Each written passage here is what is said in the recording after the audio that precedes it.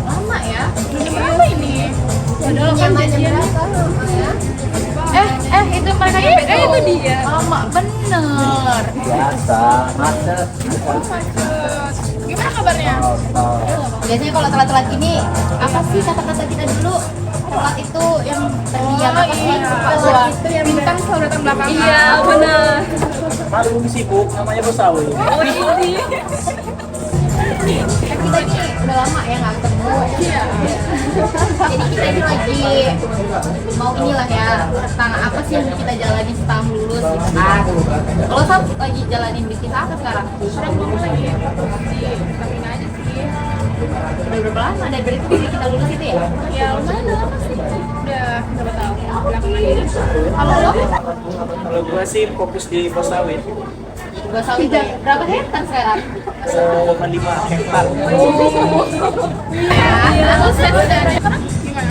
gue melanjutin bisnis gue sih. Gue di jasa kecantikan yang gue jalanin dari SMA itu gue lanjutin sampai sekarang. Alhamdulillah ya. Keren kan? Jalan iya doang. Itu tuh Apa jadinya?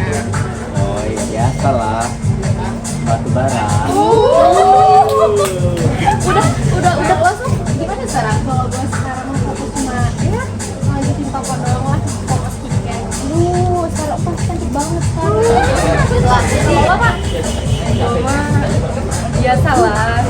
Kayak properti gitu, kayak jual beli rumah, perusahaan. Kita udah lama nggak ketemu, udah lama lulus, tiba-tiba udah sukses semua. Amin lah ya, makin sukses lagi. Tapi gue nih, kita sambil sharing di sini boleh kan ya? Boleh banget. Pasti kan ini juga kan pada susah-susah kan. Di gue nih masih bingung soal belajar tentang perilaku konsumen karena gue tuh bingung kalau ngadepin konsumen itu loh, sikapnya kan beda-beda nggak sih sama orang? Ya apa? Iya. Bisa nggak sih bantuin gue tuh kayak mana mecahinnya? Gue tuh kadang ngadepinnya tuh masih bingung gitu. Semua sini itu masih bingung. Kita kalau sharing dulu kayak masuk kamu itu kayak mana sih? Iya, betul kan? Apalagi konsumen itu kan punya karakteristik masing-masing ya kan. Jadi kita nggak bisa mengalami satu konsumen doang. Apalagi kayak bisnis-bisnis besar kayak batu bara, sawit, properti itu kan kayaknya menghadapinya luar biasa lah ya. Tapi nggak nyangka banget. Kalau menurut lu Nay, kita di dalam menjalani bisnis ini penting nggak sih kita memahami sikap konsumen kita tuh?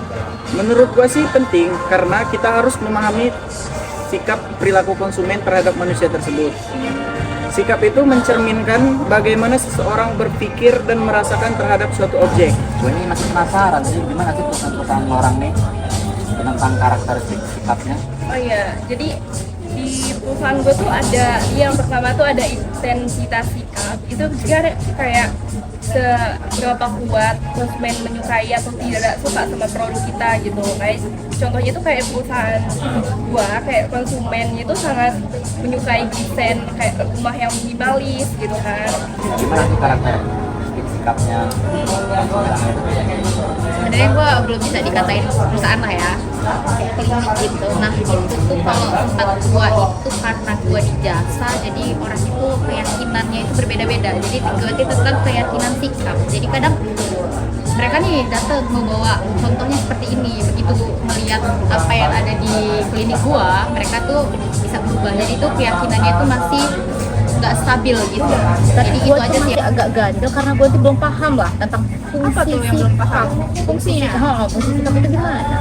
Kalau menurut gua tuh fungsinya tuh penting banget ya, karena dengan kita memahami karakteristik dari masing-masing konsumen kita nih. Kita jadi bisa lebih belajar ya, lebih buat evaluasi kita, kayak misalkan oh konsumen kita ini nggak suka cara pelayanan kita yang kayak gini nih, jadi kita bisa merubah nih dengan cara yang kayak evaluasi nih karyawan kita harus gini sesuai dengan konsumennya gitu. Jadi kita bisa. Jadi gue ini masih bingung, apa sih fungsi dari utilitarian itu? Sebagai pemilik bisnis skincare, penting banget memahami bahwa orang membeli produk skincare karena ingin mendapatkan manfaat produk tertentu. Jadi orang juga bisa membeli skincare karena ingin menghindari masalah, kayak misalnya pasti kan orang-orang kan punya masalah wajahnya tersendiri-sendiri, entah berjerawat, berminyak, ya kan. Nah, jadi ketika kita melayani setiap konsumen tersebut, jadi kita harus tanyain tuh, misalnya produk ini tuh mengandung niacinamide untuk membantu mencerahkan wajah, terus aman untuk kulit sensitif tanpa alkohol. Jadi kita tuh nggak perlu nanya sama gimana sih cara kamu mempertahankan ego gitu, karena di konsumen gue itu ego itu beda-beda, karena gue belum paham juga ego konsumen itu berubah-ubah gitu. Terus gimana sih caranya? Caranya itu kita yang pertama itu harus meningkatkan loyalitas konsumen. Saat produk atau merek mampu menjaga ego konsumen, membuat mereka merasa pintar, berkelas atau dihargai, mereka cenderung akan tetap setia. Contohnya itu konsumen yang membeli produk premium seperti iPhone, rasa bangga dengan percaya diri karena produk tersebut sesuai dengan citra diri mereka. Jadi gue masih bingung sama satu fungsi yang menurut gue itu masih bingung dan juga ya. Itu namanya itu fungsi ekspresi nilai. Oh iya. Yang seperti itu lah. Kalau menurut aku ya, fungsi ekspresi nilai itu tuh kayak ada dua sih kayaknya. Yang pertama itu fungsi ekspresi nilainya. Jadi kayak misalkan contoh aja ya. Contohnya tuh kayak orang tuh beli produk kita itu bukan cuma karena fungsinya, tapi karena mengekspresikan diri dia gitu. Jadi kayak misalkan dia tuh beli, misalnya nih ada orang beli jam mahal Rolex misalkan ya. Dia tuh beli bukan karena fungsinya aja, tapi karena status sosialnya gitu. Karena kan harganya yang lumayan Jadi tinggi. ini gue mau nanya nih, jadi lo ini kan termasuk bisnis besar ya. Nah gue ini belum paham apa sih itu negosiasi produk dengan sebuah kelompok atau peristiwa. Menegosiasikan ya produk dengan sebuah kelompok. Iya, atau peristiwa. Perusahaan itu sering mengaitkan produknya dengan peristiwa besar atau kelompok tertentu gitu, yang bisa membentuk sikap positif.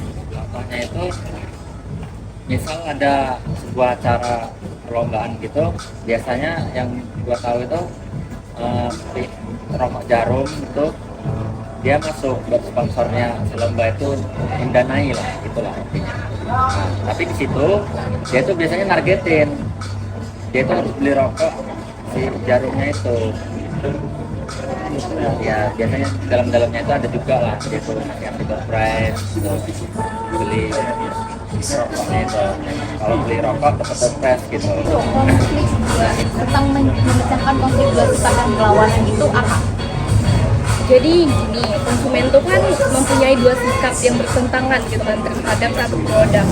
Nah, sikapnya itu ada yang positif dan sikap negatif. Jadi kita sebagai pemasar itu perlu menyusun strategi untuk mengatasinya. Jadi contohnya itu dalam pekerjaan kayak properti gitu kan. Jadi contohnya itu kayak konsumen menyukai tinggal di pusat kota karena dekat dengan kantor, itu contoh positifnya. Dan contoh negatifnya itu kayak tidak suka dengan harga yang tinggi atau polusi gitu. Itulah saya duluan, kalian gue ke kasir dulu. Nggak usah, gue aja. Biar gua aja. Enggak, gua aja. Gua aja. Lebiran dulu orang ada yang mau bayar.